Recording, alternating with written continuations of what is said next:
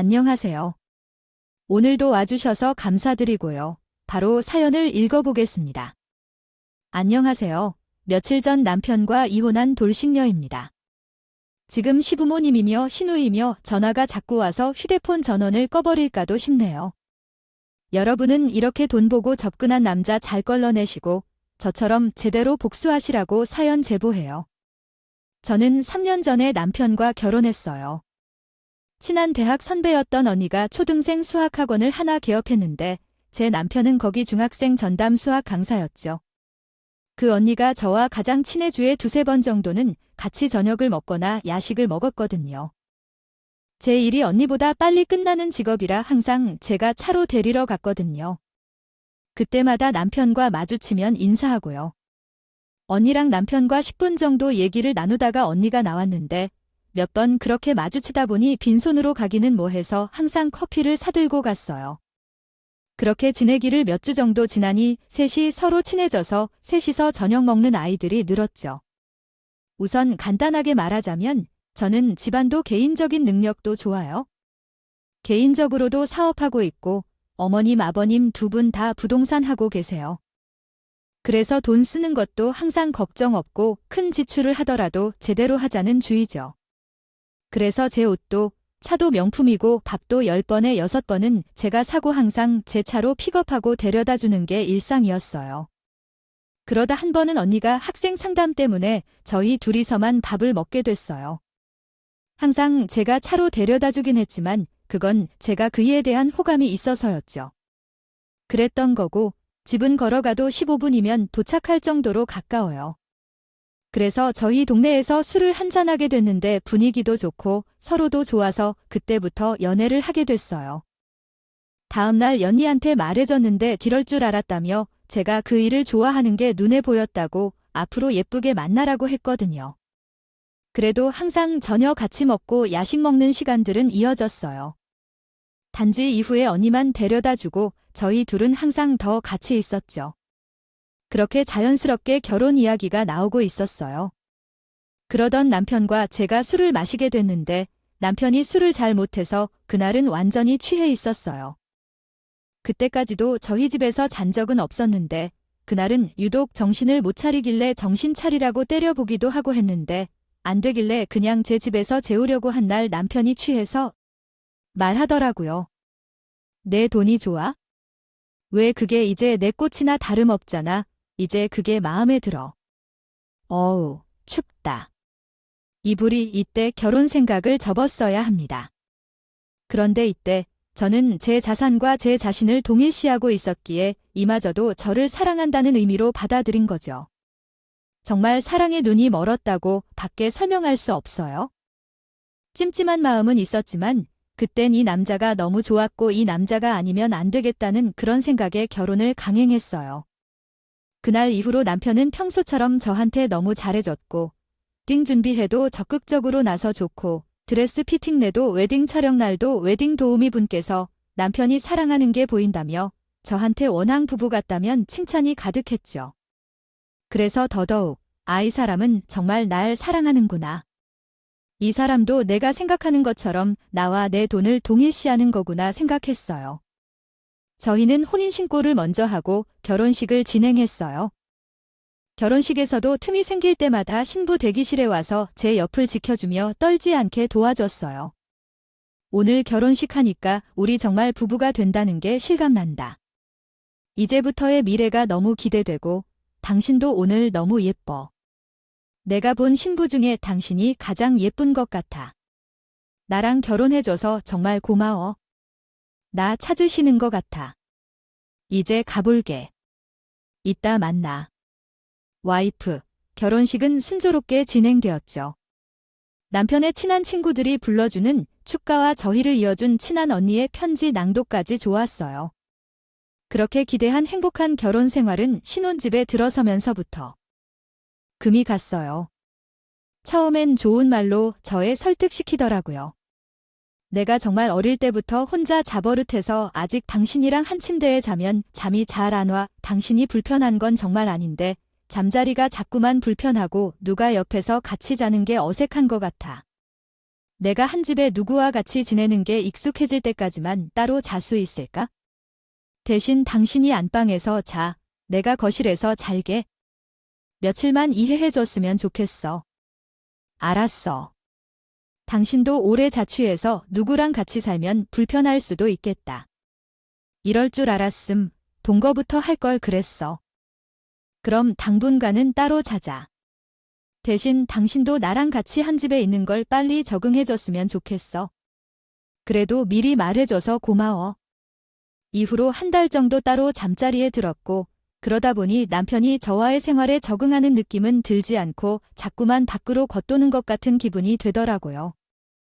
밖에서 언니와 둘이 회사에서 밥을 먹거나 자기 친구들과 밥을 먹고 술을 마신다거나 학원 학생들한테 간식을 사주며 같이 먹고 들어온다거나 하며 저와 함께 식사하는 시간까지 주로 대화하는 시간이며 뭐며 연애만큼은 바라지도 않았지만 정말 어색한 룸메이트와 함께 하숙하는 기분이 들 정도더라고요. 그래서 2달째 그런 생활이 이어져 갈 쯤 남편에게 이건 아닌 것 같다고 털어놨습니다. 여보, 우리 결혼한 지 벌써 2개월이나 지나가는데 당신은 아직도 나랑 같이 사는 걸 적응 못하고 있는 것 같아. 당신, 나랑 대화도 안 하고 밥도 맨날 따로 먹고 잠도 따로 자고 우리는 결혼을 했지? 룸메이트 구해서 각자 생활을 하는 게 아니잖아. 우린 이제 부부인데 가족 공동체면 공동체처럼 생활해야지. 이건 아닌 것 같아. 따로 자꾸 생활한다고 해서 당신이 적응하는 것 같지는 않은데? 우리 그냥 같이 자고 생활하는 게 어때? 차라리 당신이 나랑 같이 살 부대 끼고 지내는 게 적응하는데 더 도움이 될지도 모르잖아.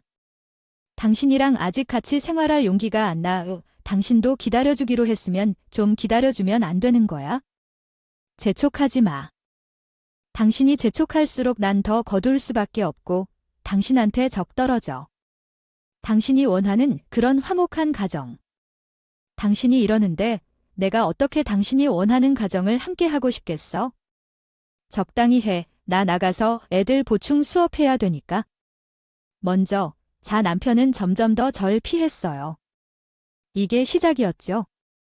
제 가정이 점점 망가지고 있었고 저는 남편이 저에게 다시 예전처럼 돌아오기만을 오매불망 기다리고 있었어요. 지금 생각해보면 참 비참하고 한심했지만 그때는 제가 잘하고 부담 주지 않으면 남편이 다시 변할 거라는 안일한 생각으로 지냈던 것 같아요. 절 불편해하는 것이 느껴지니 대화하기도 불편하고 이젠 사랑이라는 감정이 남아있긴 힘들었다 할까. 협의혼을 생각해봐야 하는 생각도 했었지만 고작 남편이 날 불편해한다는 이유만으로 이혼을 진행할 순 없었어요. 남편은 제 차를 타고 다녔어요. 신혼집이 지하철역이랑도 가깝고 저희 회사도 여기서 내리면 5분도 안 걸리는 거리라 웬만하면 남편이 타고 다니고 가끔 제가 모임이 있거나 지방에 내려갈 일이 생기면서요. 남편이 아무리 제 차를 탄다고 한들 제 차는 거의 남편 소유였어서 제가 사용하기 전날 정도엔 항상 말했어요. 그래서 블랙박스도 내비게이션 검색 기록도 깨끗했죠. 남편이 절 피하긴 했지만 딱히 바람을 필 것 같다는 생각도 하지 않았어요. 안일하다고 생각할 순 있지만 남편이 날 불편해한다고 해서 바로 바람을 의심하는 건 부부 사이의 신뢰에 큰 문제가 아닐까 싶었어요. 그리고 남편에 믿어주고 있다는 제 자신을 남편을 향한 신뢰감을 의심하고 싶지도 않았죠. 그러다 사건이 터졌어요. 갑자기 정말 친한 친구가 임신을 했었는데 수정하기 힘든 그런 몸이었죠. 임신을 경험해 보셨다면 아실 수도 있지만 이게 아무리 조심한다고 해도 어쩔 수 없는 상황이 올 수 있잖아요. 제 친구도 그런 케이스였어요. 그래서 남편이 9시쯤 야근을 하고 들어와서 씻고 있을 때 급히 연락을 받고요. 병원을 가려고 내비를 켰죠. 정말 친구고 뭐고 머리가 새한 도화지가 되는 기분이었어요. 주말 출근이라며 토요일, 일요일 모두 아침부터 나가 밤 11시쯤 들어왔는데 그 이틀 동안 학원 근처 숙박업소를 갔더군요. 이게 무지하다가 정신 차리고 친구한테 먼저 갔죠. 그 순간까지만 해도 바람일 거라는 생각보다 나가서 내가 불편해서 잠이라도 자고 왔겠거니 하고 아무래도 협의혼을 하고 차만 주고 끝내는 게 좋겠다 싶었어요. 몇 번 생각해 본 일이라 협의 이혼을 생각하는 건 그렇게 제게 충격적이지 않았어요. 병원에 도착해서 친구한테 상황 설명을 듣고 난 후 남편이 잠만 자고 온 게 아닐지도 모른다는 확신에 가까운 의심이 들었어요. 내 남편 바람 폈더라. 나 임신하기 어려운 몸이었잖아. 최대한 조심해야 한다고 해서 내 태교회면 신경이 몰려서 부부관계가 어떻든 이제 한 아이의 부모가 되는 사이니까 남편도 같이 조심해주고 이해할 거라 생각했어. 근데 아니더라. 나랑 관계가 소원해지니까 내가 연애할 때만큼의 편한 사람이 아니래? 편하지도 않고 소원한 사람이 옆에 있으니까 숨막혀서 다른 사람 만난 거라더라. 자기 잘못도 맞는데 내 잘못도 있다고 막 나를 혼내는데 그때 너무 기가 차고 흥분해서 이렇게 됐어. 세상 한 번 못 본 우리 아가한테 정말 미안한 말이지만 애 없을 때 이혼하는 게 낫지 않겠니? 이혼하려구나? 여기까지 와줘서 고마워. 나 괜찮으니까 음료수라도 좀 마시고 가. 친구 이야기를 들으니 죄송함과 너무나 비슷했고 친구에 대한 연민과 제 자신에 대한 연민, 남편을 향한 배신감과 남편 그리고 그 당시엔 몰랐던 상간녀에 대한 분노가 머릿속을 가득 채워 아무 말도 못하고 저도 같이 울기만 했어요. 진정 좀 하고 증거 잘 챙겨서 위자료 제대로 뜯으라고 한 뒤 차에 와서 생각을 정리했어요. 그때부터 제 복수를 계획했죠. 천천히 이 한 쌍의 불륜 커플들을 제대로 씨를 말려 필름을 흘리게 해줘야겠다고 생각했어요. 우선 남편의 상간녀를 찾는 일은 쉬웠어요. 차량 블랙박스랑 제 휴대폰이랑 연동되는 걸로 바꿔서 설치해놨더니 목소리만 듣고도 바로 알 수 있었죠. 상대방은 기가 막히게도 그 친한 대학 동기 언니였어요. 셋이 자주 밥을 먹다가 저랑 눈이 맞아 한 결혼인데 그 둘이 또 눈이 맞다니 처음엔 제 친구처럼 자책하기 바빴어요. 제가 그 모임에서 처음부터 남편한테 호감을 느껴서 이렇게 된 거라며 자책하다가 소리를 켜서 듣고 나니 저 혼자 바보가 된 거였음을 깨달았어요. 근데 자기야, 너 진짜로 내 와이프랑 안 자고 따른다는 거야? 아무렇지도 말고 내가 자기랑 그 사람이랑 만나는 시간보다 내게 더 오래 만났으니까 자기가 그렇게 해주는 것에 고맙기는 한데 너무 말하면 같은 침대에서 잘 수 있을까? 너도 나도 곤란해지잖아. 나랑 연애하는 건 결코 들키지 말아줘 알았지? 오늘, 내일, 그리고 매일 내 생각만 하면 돼. 나는 365일 너를 바라보고 있어. 게다가 와이프랑 결혼해서 이렇게 좋은 차도 내 것처럼 타고 다니고 있어. 요즘 계속 명품을 입고 다니잖아. 뭘 사고 싶다고 말해도 내 마음을 안 보면 안 될 거라고. 어때? 완전 멋있고 능력 있는 남자친구 같지 않아? 어차피 내가 사랑하는 건 너야? 그리고 와이프 돈도 좀 사랑하려고 하나? 어쨌든 걱정 말고 너도 항상 나만 바라봐. 먼저 대화 내용에 구두점을 추가하였습니다. 이에 따라 내용을 한글로 유지하겠습니다. 두 사람의 대화를 듣고 있자니 10대 후반 사춘기 애들 같은 애정을 나누더군요. 알고 보니 저랑 결혼한 후 바람을 핀 게 아니라 제 돈 때문에 남편은 여자친구는 따로 두고 저랑 결혼한 거였습니다.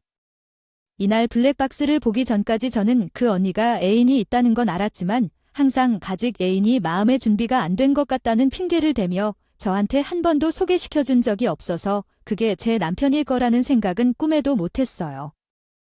나중에 알고 보니 그날 저와 눈이 맞은 날은 그 언니와 짜고 친일은 아니었지만 후에 언니가 남편에 용서하고 남편이 저랑 결혼해서 좋은 차 명품 다 가져다 주겠다고 하니 그 언니를 설득했다고 하더라고요.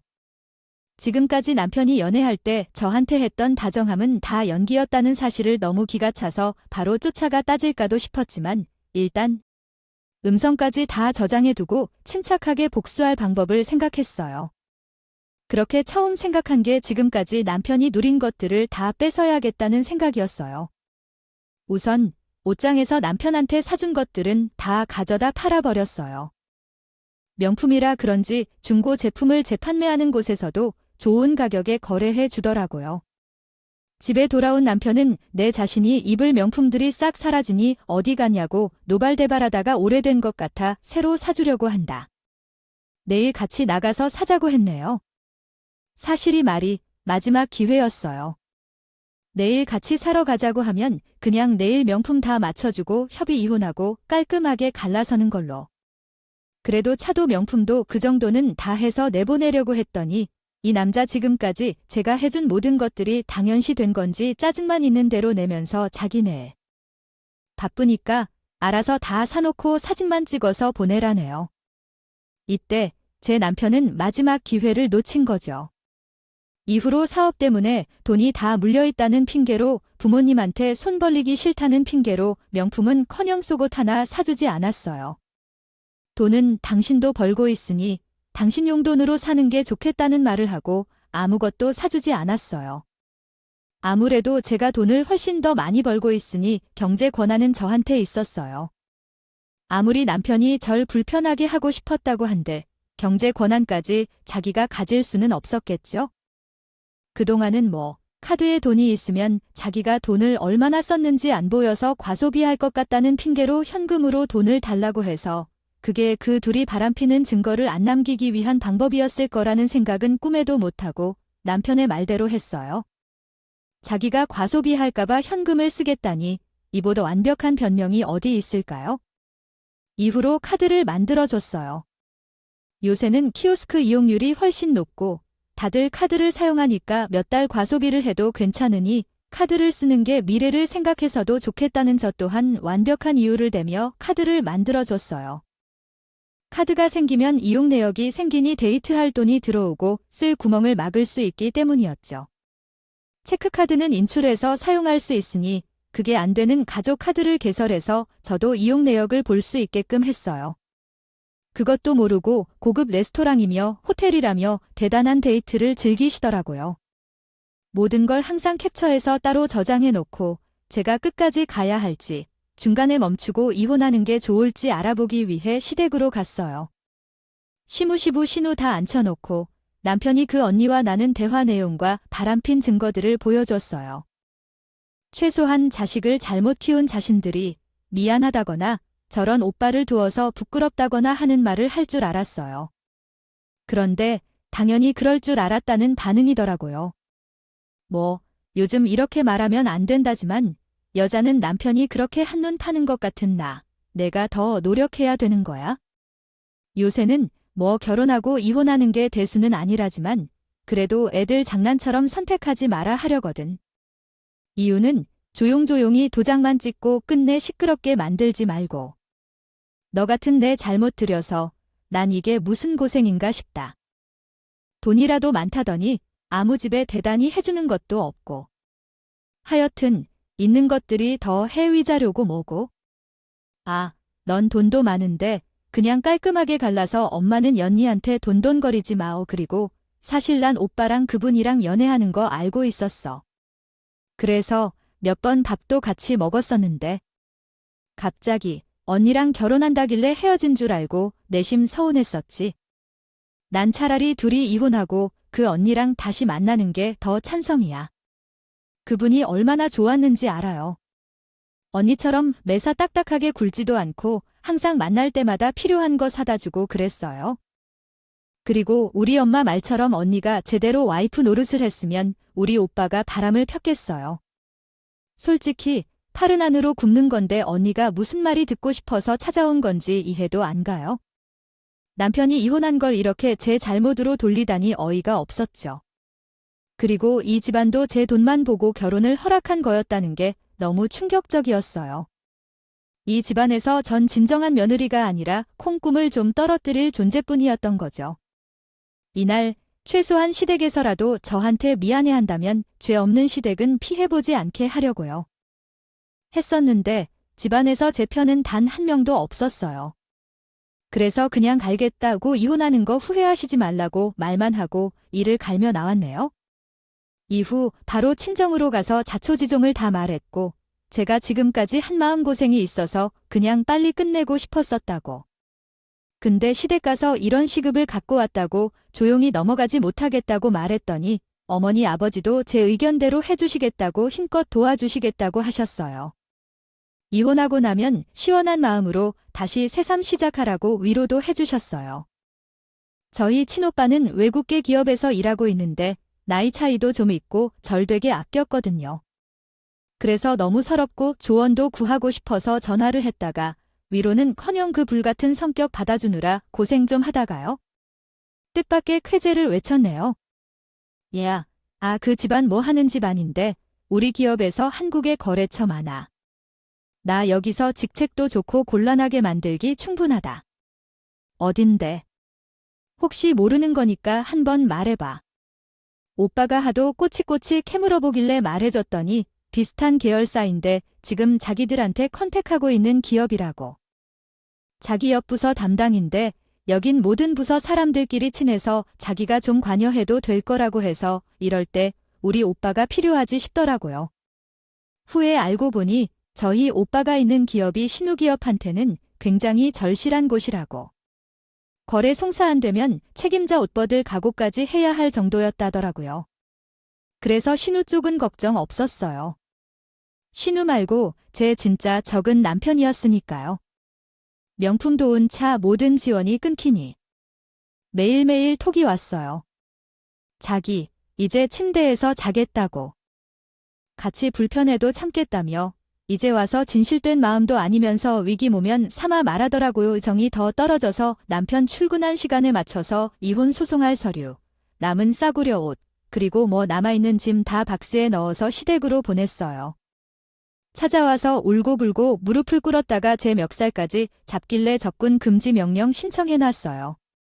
그리고 그 연니한테 상간녀 소송 서류 보내놨더니 전화가 한 통 왔더라고요.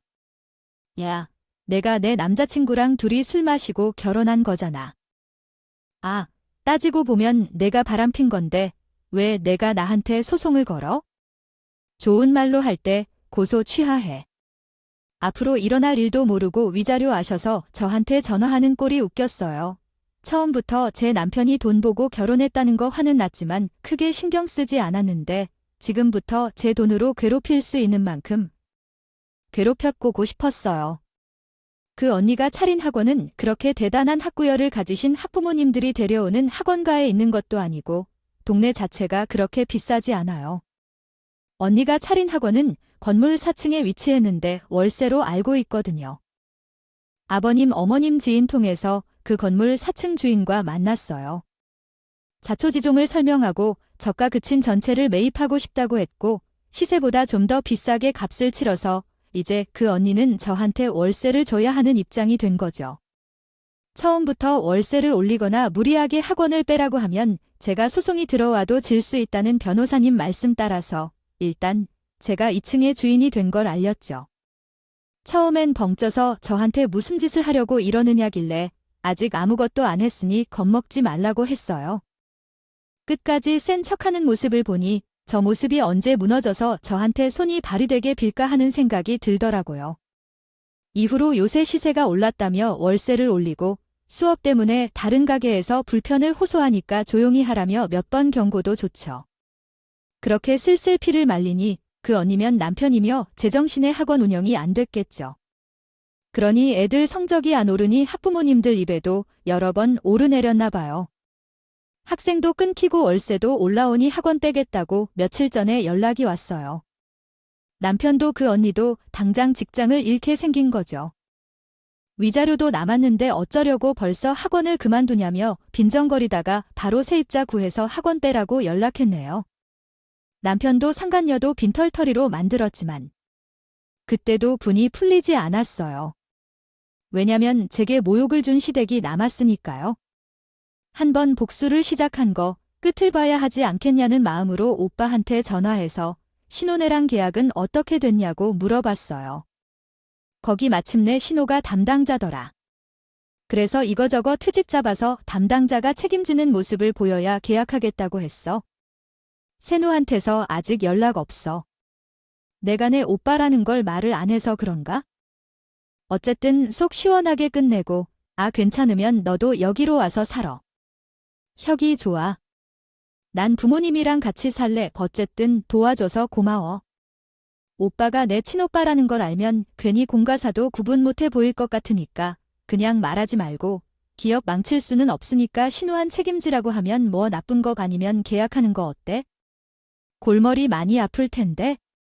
안 그래도 기업 자체는 이미지도 좋고 우리랑 같이 일하면서 서로한테 좋아? 마침 우리가 갑이었고 내 진우가 담당자였던 거지? 그럼 이제 계약은 우리 회사에서 알아서 할 테니 넌 이제 속 후련하게 다시 일어서 한국 꼭 들어갈게. 연락해. 계약은 성사되어 다행히. 신우는 해고까지는 아니었지만 모든 직무에서 제외당하고 결국은 권고사진 얘기가 돌고 있다고 해요. 아들도 딸도 직장 잃고 아들은 이혼까지 당하고 위자료까지 갖다 바치게 생겼으니 시부모님 억장이 얼마나 무너지겠나요? 이후로 남편은 이혼 소송과 함께 접근 금지 명령이 내려져서 저한테 연락 한 통 못하고 했고 신우한테는 계속 전화가 옵니다. 자기들 지금 다 거지됐다고 자기 오빠 한 번만 용서하고 같이 살라고 그 여자 다신 만나지 말라고 할 테니까.